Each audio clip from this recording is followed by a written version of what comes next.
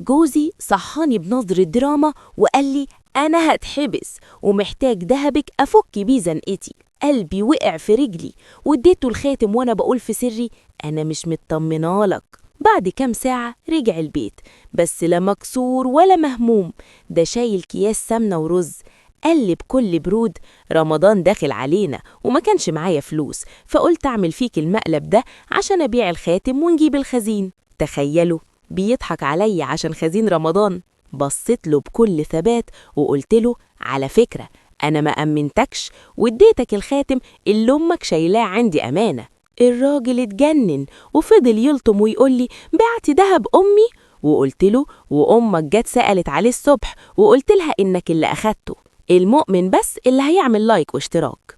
نزل جري زي المجنون، استلف فلوس ولم اللي وراه واللي قدامه وراح جاب الخاتم من الصايغ وحطه قدامي وهو بيلهس. مسكت الخاتم لبسته في ايدي وقلت له على فكرة ده الخاتم بتاعي لكن مش بتاع مامتك، بس لو ما كنتش عملت كده عمرك ما كنت هترجعهولي.